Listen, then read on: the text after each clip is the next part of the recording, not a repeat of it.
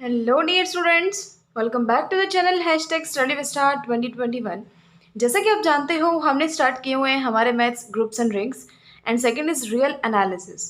So groups and rings के इस lecture में आज हम करेंगे एक्सरसाइज 4.1 और आज के इस लेक्चर के साथ ही हमारा चैप्टर 4 हो जाएगा कंप्लीट, क्योंकि इसमें सिर्फ 4.1 एक्सरसाइज ही है और नेक्स्ट लेक्चर से फिर हम चैप्टर नंबर 5 स्टार्ट करेंगे।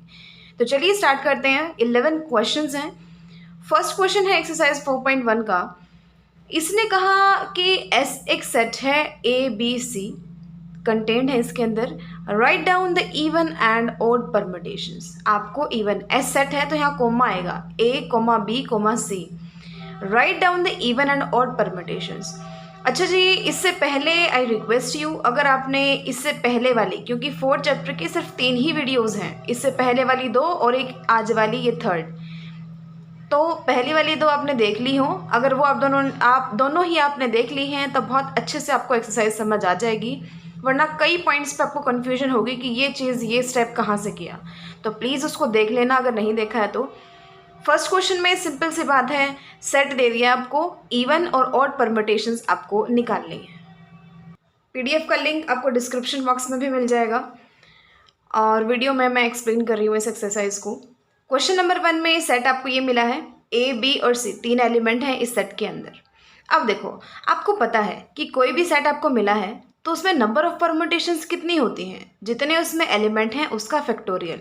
तो नंबर ऑफ परम्यूटेशंस इस सेट की कितनी होंगी, 3 फैक्टोरियल यानी 6। अब इनमें से आधी इवन होती हैं, आधी ओड होती हैं, तो टोटल 6 हैं। तो इवन परम्यूटेशंस कितनी होंगी, 3, और ओड परम्यूटेशंस भी कितनी होंगी, 3। इवन परम्यूटेशंस कौन कौन सी होंगी, आइडेंटिटी, ये तो आपको पता है, आइडेंटिटी जो मैपिंग होती है ये हमेशा इवन परम्यूटेशन होती है। इवन परम्यूटेशन का मतलब क्या है पता है ना आपको, हमने किया था, डिस्कस किया था ये भी, कि इवन परम्यूटेशन मतलब ऐसे परम्यूटेशन जिसको आप इवन नंबर ऑफ ट्रांसपोजिशन की प्रोडक्ट की फॉर्म में लिख सकते हो। तो ये तो इवन होती ही है। ए बी सी, इसको आप कैसे लिख सकते हो, ऐसे लिख सकते हो ना, ए बी सी को हम क्या लिख सकते हैं, ए सी इंटू ए बी। तो इस ए को हम 2 ट्रांसपोजिशन की मल्टीप्लिकेशन की फॉर्म में लिख पा रहे हैं, तो इसका मतलब ये कैसे है, इवन परम्यूटेशन है।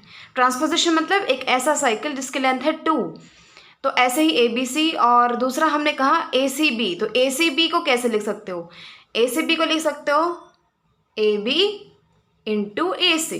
तो इसको भी आप इवन नंबर के इवन साइकिल्स की फॉर्म में रिप्रेजेंट कर सकते हो, उनकी मल्टीप्लिकेशन की फॉर्म में रिप्रेजेंट कर रहे हो, तो ये भी एक इवन परम्यूटेशन है। तो ये 3 है इवन परम्यूटेशन। और ऑड परम्यूटेशन यानी जिनको आप ऑड ट्रांसपोजिशन की मल्टीप्लिकेशन की फॉर्म में लिख सकते हो। तो ए भी खुद एक ट्रांसपोजिशन है एक, तो इसको आप इसको आप ऑड यानी 1 ट्रांसपोजिशन की मल्टीप्लिकेशन की फॉर्म में लिख सकते हो, वो ये खुद ही है। तो ए बी ए सी और बी सी, टोटल ये 6 होती हैं। यानी इस सेट की परम्यूटेशन ग्रुप अगर आप बनाओगे उसमें ये 6 एलिमेंट होंगे, ये 3 इवन परम्यूटेशन होते हैं, ये 3 ऑड परम्यूटेशन होते हैं। चलिए सेकंड क्वेश्चन पे चलते हैं। सिंपल है, आपको ए दिया है, बी दिया है, a B equal to B a, ये आपको शो करना है। यानी पहले ए बी निकालो फिर बी ए निकालो, उनको इक्वल शो करना है। अब ए बी निकालने के लिए आपको पता है, पहले हम ए लिखते हैं फिर हम बी लिखते हैं, हमने ए लिखा बी लिखा। बी ए निकालने के लिए हम पहले बी लिखते हैं फिर ए लिखते हैं। अब इसको निकालते कैसे हैं आपको बहुत अच्छे से पता है, फिर भी हम एक बार रिवाइज कर लेते हैं। पहले आपको ये पता होना चाहिए हम इमेज निकालेंगे किसकी, 1 2 3 तीनों की इमेज निकालेंगे।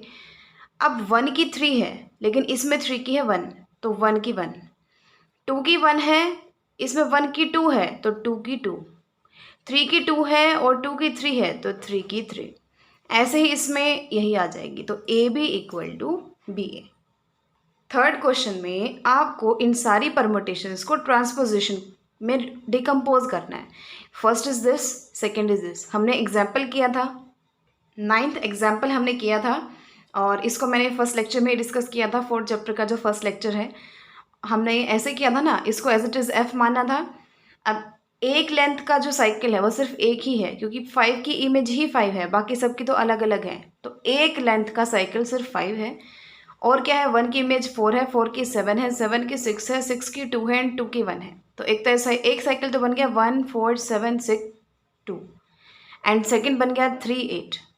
बन गया। तो एफ को आप इसकी और इसकी प्रोडक्ट की फॉर्म में लिख सकते हो। आंसर आपको यहाँ तक भी आ सकता था, लेकिन इसने कहा ट्रांसपोजिशन की प्रोडक्ट। ट्रांसपोजिशन मतलब हर किसी साइकिल की लेंथ 2 होनी चाहिए। इसकी लेंथ 2 है लेकिन इसकी 5 है, तो इसको आप ट्रांसपोजिशन में कन्वर्ट कैसे करोगे ये भी हमें पता है। 1 2 1 6, पीछे से स्टार्ट करते हैं, फर्स्ट वाले के साथ सबको लिखते जाते हैं। तो 1 2 1 6 1 7 1 4 और 3 8 तो था ही। ऐसे ही हम क्वेश्चन इनमें करेंगे। थर्ड का फर्स्ट आपको ये दिया है, तो साइकिल जो है एक लेंथ के कौन से है, 4 है और 7 है, और 1 की इमेज 6 है, 6 की 1 है, 2 की 5 है, 5 की 3 है, 3 की 2 है। तो साइकिल कौन से बने, एक तो सिंगल लेंथ का 4 है, सिंगल लेंथ का 7 है, और कौन सा है 1 6, और कौन सा है 2 5 3। ठीक है, अब ये इनको तो हम कंसिडर ही नहीं करते, इनको आप छोड़ भी सकते हो। तो सिर्फ क्या लिख सकते हो, 1 6 2 5 3। अब ये 3 लेंथ का हो गया ना, हमें 2 2 लेंथ के चाहिए, तो इसको भी आप ओपन कर सकते हो। पीछे से हम स्टार्ट करते हैं, फर्स्ट वाले के साथ लिखते हैं, यानी 2 3 एंड 2 5, 1 6 था ये हमारा आंसर आ जाएगा। सेकंड क्वेश्चन ये इसने ये दिया है, तो इसमें 1 लेंथ का कोई भी नहीं है, देखो, यानी उसकी इमेज वही हो ऐसा कोई एलिमेंट है ही नहीं। 1 की 3 है, 3 की 4 है, 4 की 7 है, 7 की 8 है, 8 की 6 है, 6 की 5, 5 की 2, 2 की 1। तो साइकिल क्या बन गया, ये वाला पूरा। लेकिन हमें ट्रांसपोजिशन चाहिए, तो क्या करेंगे हम, 1 2 1 5 1 6 1 8 1 7 1 4 एंड 1 3। फोर्थ क्वेश्चन में इसने एक ऐसा सेट दिया है जिसमें 6 एलिमेंट्स हैं। आपको इस परमुटेशन को प्रोडक्ट ऑफ ट्रांसपोजिशन की फॉर्म में रिप्रेजेंट करना है। बिल्कुल यही क्वेश्चन है, बस इसने यहाँ पे क्या कहा, इसने तो इस टाइप से दे दिया था साइकिल, इसने इस टाइप से दे दिया। यानी पहले आप इसको इस फॉर्म में कन्वर्ट करोगे, और कन्वर्ट करने की भी ज़रूरत नहीं है। देखो हम क्या कर रहे थे, थर्ड क्वेश्चन में हमने इसको पहले इस फॉर्म में चेंज किया था ना, इस टाइप का चेंज किया था। इसने तो फोर्थ क्वेश्चन में पहले ही ये फॉर्म दे दी, तो आप वैसे भी आप इसका आंसर बता सकते हो। क्या आंसर आएगा इसका, 2 5 2 4 2 1 एंड 2 3 होगी ट्रांसपोजिशन की प्रोडक्ट की फॉर्म में रिप्रेजेंट। ऐसे ही करोगे ना। क्वेश्चन नंबर 4 ये दिया है, और इस टाइप से आप इसको रिप्रेजेंट कर सकते हो। बिल्कुल छोटा सा क्वेश्चन है। फिफ्थ क्वेश्चन देखो, examine whether the permutation this is even और ऑड। यानी देखो, ऐसा क्वेश्चन आ जाए या फिर आपको ये बोला जाए कि इस परमुटेशन को ट्रांसपोजिशन में डिकम्पोज करो, तो दोनों में काम तो आपको सेम ही करना है, यानी उसको ट्रांसपोजिशन की प्रोडक्ट की फॉर्म में रिप्रेजेंट करना है। अगर वो ट्रांसपोजिशन इवन है, यानी इवन नंबर ऑफ ट्रांसपोजिशन की प्रोडक्ट की फॉर्म में लिख पा रहे हो, तो वो इवन परमुटेशन है। अगर ओड ट्रांसपोजिशन की प्रोडक्ट की फॉर्म में लिख पा रहे हो, तो वो ओड परमुटेशन है। जैसे ये है, इसको हमने कैसे डिकम्पोज किया था, 2 5 2 4 2 1 एंड 2 3। तो 4 ट्रांसपोजिशन की प्रोडक्ट की फॉर्म में हम रिप्रेजेंट कर पाए ना, तो ये परमुटेशन कैसी है, इवन परमुटेशन। ऐसे इसको चेक करना है, तो पहले इसको ट्रांसपोजिशन की फॉर्म में रिप्रेजेंट करेंगे। ये दिया है आपको, वैसे ही बिल्कुल जैसे हम करते आ रहे हैं। एक लेंथ का साइकिल सिर्फ ये है, ये इनकी इमेजेस हैं, तो इस फॉर्म से रिप्रेजेंट किया। इसको कैसे लिखेंगे, 1 6 1 5 1 2, ये एज इट इज़ है, ये एज इट इज़। अब कितनी ट्रांसपोजिशन हो गई, 1 2 3 4 5। तो given permutation can be written in product of 5, यानी odd number of transpositions. So given permutation कैसी है, ओड परमुटेशन। सिक्स्थ क्वेश्चन देखो, इन्वर्स निकालना बहुत ही ज़्यादा इजी होता है परमुटेशंस का, आपको पता भी है, हमने डेफिनेशन की थी जब मैंने आपको बताया था। जैसे ये साइकिल दिया हुआ है, उसका इन्वर्स निकालना है, तो सिंपल सी बात है, जो इसकी फर्स्ट रो है ना उसको सेकंड रो बना दो, और इसकी सेकंड रो है उसको फर्स्ट बना दो, तो वो जो साइकिल बना ना वो इसका इन्वर्स है। आपको ये दिया हुआ है। अब एफ इन्वर्स क्या होगा, मैंने आपको अभी बताया, इसको बना दो फर्स्ट, तो 1 3 4 2, और 1 2 3 4 इसको बना दो सेकेंड। फिर उसको थोड़ी सीक्वेंस में लिख लो, ऊपर हम 1 2 3 4 लिखते हैं, 1 2 3 4। तो 1 की इमेज 1 है, और 2 की इमेज देखो, 2 की इमेज है 4, 3 की है 2, और 4 की है 3। इससे ये थोड़ा सा मतलब अजीब सा लग रहा था, इसीलिए हमने जस्ट इसको सीक्वेंस में रिप्रेजेंट किया है, एक अच्छे से तरीके से रिप्रेजेंट किया है। ऊपर 1 2 3 4 लिख दिया, और उनकी कॉरस्पॉन्डिंग इमेजेस लिख दी, और कुछ भी नहीं किया है। सिंपल सी बात है, फर्स्ट रो को सेकंड बना दो, सेकंड को फर्स्ट बना दो, ऐसे कोई आ जाएगा साइकिल, उसको फिर एक अच्छे से 1 2 3 4 ऐसे रिप्रेजेंट कर दो, उनकी इमेजेस लिख दो, यही इन्वर्स है। सेकंड और थर्ड पार्ट आप खुद करोगे, आपने डेफिनेशंस इनकी देख ली। सेकंड और थर्ड क्वेश्चन ये है, और इनके आंसर्स ये हैं। सेवन्थ क्वेश्चन देखो, ये आपको परमुटेशन दी है, express it as a product of disjoint cycles, यानी इसको इतने सारा बड़ा से साइकिल हो गए, इसको डिसजॉइंट साइकिल्स की फॉर्म में रिप्रेजेंट करो। फिर इन्वर्स निकालो एफ का, और फिर उस इन्वर्स को भी डिसजॉइंट साइकिल्स के प्रोडक्ट की फॉर्म में रिप्रेजेंट करो। 3 काम करने हैं, पहले इसको डिसजॉइंट साइकिल्स के प्रोडक्ट में रिप्रेजेंट करो, फिर एफ का इन्वर्स निकाल लो, और फिर उस इन्वर्स को भी प्रोडक्ट ऑफ डिसजॉइंट साइकिल्स की फॉर्म में रिप्रेजेंट करो। तो देखो एफ आपको ये दिया है, तो इसको आप कैसे लिख सकते हो? देखो पहली बात, एक चीज़ हमेशा याद रखना, ऐसा कोई भी साइकिल है तो पहले इसमें देख लो एलिमेंट्स कौन से हैं। 1 2 3 5, 4 इसमें है, यानी 1 2 3 4 5। ऊपर आप इसको करोगे सोल्व तो भी 1 2 3 4 5 सारे लिखोगे। बेशक इनमें उनकी इमेजेस हैं या नहीं है कोई फ़र्क नहीं पड़ता, अगर इमेजेस नहीं है ना तो हम उसकी इमेज वही लिख देंगे। जैसे इसमें 4 नहीं है तो 4 की हम 4 लिख देंगे, लेकिन ऐसा नहीं है कि आप 4 स्किप कर दोगे, सब में ऊपर पाँचों के पाँचों लिखने हैं आपको। फिर देखो 1 की इमेज 3 है तो 1 की 3 है, 3 की इमेज 2 है तो 3 की 2 है, 2 की इमेज 5 है तो 2 की इमेज 5 है, और 5 की इमेज 1 है तो 5 की इमेज 1 है। 4 की कोई इमेज नहीं है, लेकिन इसका मतलब ये नहीं है कि हमें लिखना नहीं है, लिख के उसकी इमेज हम वही लिख देंगे। ऐसे इसमें 1 2 3 4 5, 2 और 5 की कोई इमेज नहीं है तो 2 की 2, 5 की 5, 1 की है 4, 4 की है 3 और 3 की है 1। ऐसे ही उसको ओपन कर लेंगे, फिर इनकी मल्टीप्लाई कर देंगे। मल्टीप्लाई हमने देख ही लिया है कैसे करते हैं। पहले इसमें इसको पहले एज इट इज़ रख लो, इन दोनों को सोल्व करो। 1 2 3 4 5, 1 की इमेज 2, 2 की 2 तो 1 की 2, 2 की 5, 5 की 5 तो 2 की 5, 3 की 3, 3 की 1 तो 3 की 1, 4 की 4, 4 की 3 तो 4 की 3, 5 की 1 एंड 1 की 5 तो 5 की 4। ऐसे ही इसको, तो ये हमारे पास क्या आ गई, साइकिल आ गया। अब हमें इसका साइकिल बनाना है, तो देखो 1 की 5 है, 5 की 4 है, 4 की 2 है और 2 की 1 है, और 3 की इमेज वो खुद ही है। तो साइकिल कैसे बनाओगे इसका, क्या बनेगा 1 5 4 2 और एक अकेला बनेगा 3। ठीक है, और जो 1 लेंथ का साइकिल है उसको लिखो ना लिखो कोई फ़र्क नहीं पड़ता। तो ये हमारा साइकिल आ गया, ये हमारा फर्स्ट पार्ट हो गया। सेकंड में हमें क्या करना है, ये जो एफ आया ना उसका इन्वर्स निकालना है। तो एफ हमारा क्या आया था अभी पीछे, एफ ये आया था। अब मैंने आपको बताया था एफ इनवर्स निकालना, तो क्या करो इस रो को ऊपर, यानी सेकंड वाली रो को फर्स्ट बना दो, फर्स्ट वाली रो को सेकंड बना दो। तो वही काम इन्होंने किया है, एफ इनवर्स निकालते हुए ये किया। फिर इसको एक अच्छे से 1 2 3 4 5 लिख दिया और हर किसी की कॉरस्पॉन्डिंग इमेजेस लिख दी। अब इसको भी साइकिल की फॉर्म में रिप्रेजेंट कर दो, 1 की 2, 2 की 4, 4 की 5 एंड 5 की 1। तो साइकिल क्या बना 1 2 4 5, 3 वो खुद ही है, 3 को हटा दो बेशक कोई फ़र्क नहीं पड़ता। इसको कैसे लिख सकते हो 1 5 1 4 एंड 1 2। आपकी बुक के अंदर आंसर अलग दिया हुआ है, वो कैसे आएगा देखो। अभी एफ इनवर्स हमारा क्या आया था, ये आया था ना, यही मैंने एज इट इज़ लिख लिया। अब देखो, अब 1 से स्टार्ट ना करके अगर 2 से स्टार्ट करते हो, यानी 2 की इमेज 4 है, 4 की 5 है, 5 की 1 है और 1 की है 2। तो साइकिल क्या बना 2 4 5 1, 2 4 5 1, और 3 की कोई नहीं है तो 3 को अलग से लिख दो, 2 4 5 1 है, इसको क्या लिख सकते हो 2 1 2 5 एंड 2 4। अब इससे आपके माइंड में क्वेश्चन आ सकता है कि क्या इसके इतने सारे आंसर हो सकते हैं। ऑब्वियसली इसके काफ़ी ज़्यादा आंसर हो सकते हैं, गलत कोई भी नहीं होगा, बशर्ते कि आपकी जो कैलकुलेशन है वो ठीक है। अच्छा, अब ये चेक करने के लिए कि आपका आंसर ठीक है या नहीं, देखो उसके लिए एक चीज़ बिल्कुल ध्यान से समझना। देखो जैसे 3 साइकिल हैं 1 2 3 4, 2 3 4 1, 3 4 1 2।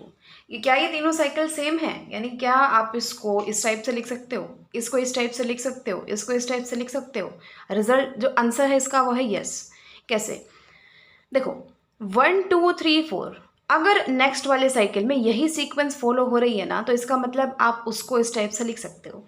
जैसे देखो 1 2 3 4 है, इसने जस्ट क्या किया 1 को यहाँ से हटा के हमारा था क्या 2 3 4 1 बना दिया, 2 3 4 1। नेक्स्ट में इसने क्या किया 3 4 1 और 2 बना दिया, यानी वो ब्रेक तो कहीं नहीं हो रहा ना। लेकिन अगर मैं कहूँ कि मैंने ये साइकिल बना दिया 1 2 4 3, इसमें मैंने क्या किया 3 को 4 से रिप्लेस कर दिया, 4 को 3 से रिप्लेस कर दिया, नहीं, ये साइकिल अलग है और ये सारे साइकिल्स अलग हैं। यानी अगर ये सीक्वेंस फॉलो हो रहा है 1 2 3 4, 1 2 3 4, 1 2 3 4, तो आप वो कह सकते हो वो सारे साइकिल सेम हैं। लेकिन इसमें देखो, इसमें 1 2 3 4, इसमें है 1 2 4 3, लेकिन जो सीक्वेंस है वो तो ब्रेक हो गया ना। तो इसका मतलब जिनमें आपको लग रहा है कि वो सीक्वेंस फॉलो हो रही है वो सारे साइकिल सेम है।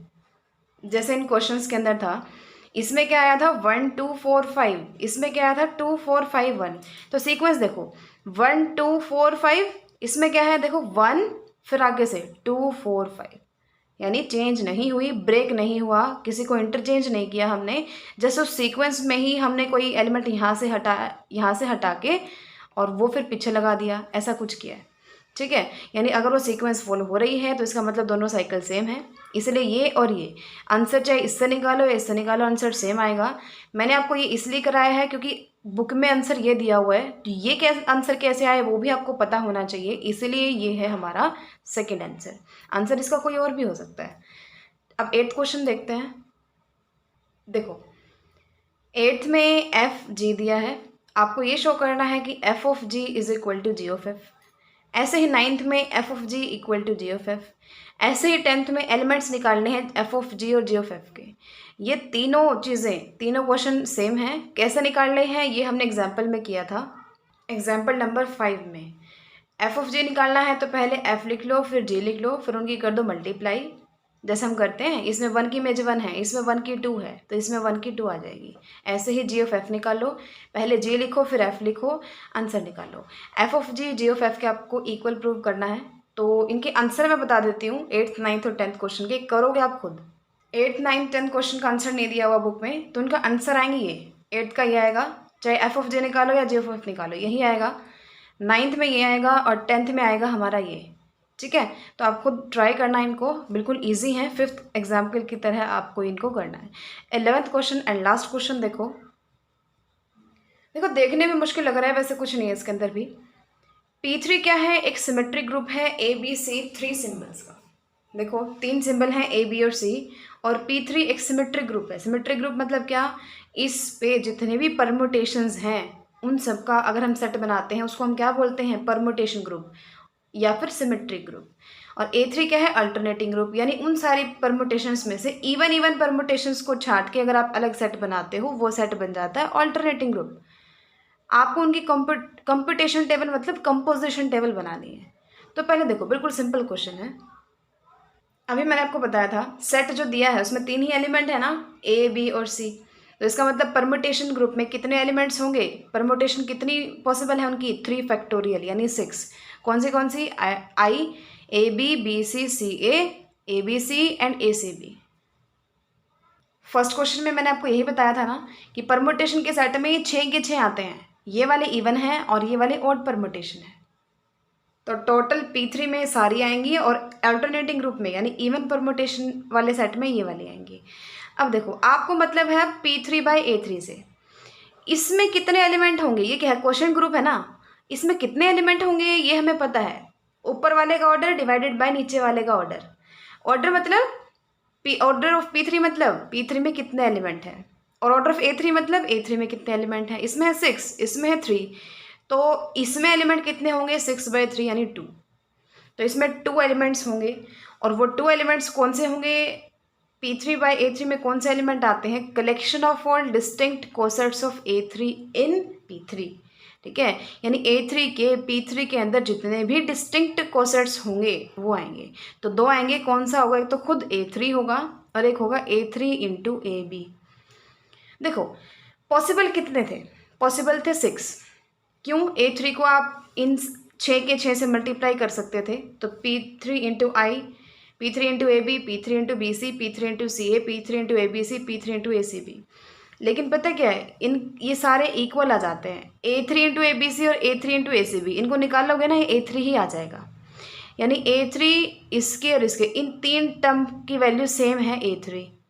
और ऐसे ही A3AB, A3BC, A3CA, इन तीनों की वैल्यू है सेम A3AB। तो 3 किसके इक्वल हैं, A3 के, और 3 किसके इक्वल हैं, A3AB के। तो हमें डिस्टिंक्ट कोसेट्स चाहिए, तो एक इनमें से उठा लो A3, एक इनमें से उठा लो A3AB। आप A3BC भी ले सकते हो, आप A3CA भी ले सकते हो। सो कलेक्शन जो है डिस्टिंक्ट कोसेट्स कितने होंगे, 2 होंगे, एक A3 होगा एक A3AB होगा। ये मैंने रीज़न लिखा है क्यों, इसलिए इनमें 2 ही होंगे elements.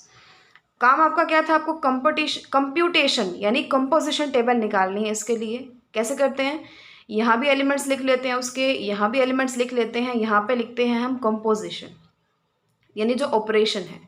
So operation A3 to this, एक first element second element, first element second element. तो A3 को A3 से मल्टीप्लाई करोगे A3 आएगा, A3 को A3 इंटू AB से मल्टीप्लाई करोगे तो A3 इंटू A3 तो A3 ही हो जाएगा। सो A3AB। ऐसे ही A3 into A3 into AB, तो A3 इंटू A3 तो A3 हो गया, A3AB। यहाँ पे क्या है, A3 into AB into A3 into AB। अब इसके मल्टीप्लीकेशन मैंने यहाँ पे करके दिखाई है आपको। अब A3 इंटू A3 तो A3 है, AB इंटू AB। अब आपको पता है AB इंटू AB क्या होता है, आइडेंटिटी। AB इंटू AB क्या होता है, आइडेंटिटी। आइडेंटिटी परमुटेशन होती है अगर हम दो परमुटेशंस को क्या कर दें, मल्टीप्लाई कर दें AB को, तो आइडेंटिटी हो गया। अब आइडेंटिटी के मल्टीप्लाई A3 से करोगे तो A3 आ गया, तो A3। ये काम था आपका, आपको कंपोजिशन टेबल निकालनी थी। ये हमारी क्या आ गई, कंपोजिशन टेबल। सो इसके साथ ही हमारे कंप्लीट होते हैं 11 क्वेश्चंस। नेक्स्ट लेक्चर में हम rings and fields chapter number 5 start करेंगे। सो आई होप आप साथ साथ कर रहे हो। अगर आपको किसी भी चैप्टर में, किसी भी वीडियो में, किसी भी टॉपिक में अगर कोई भी प्रॉब्लम है तो आप कमेंट सेक्शन में पूछ सकते हो। So keep learning and thanks for watching.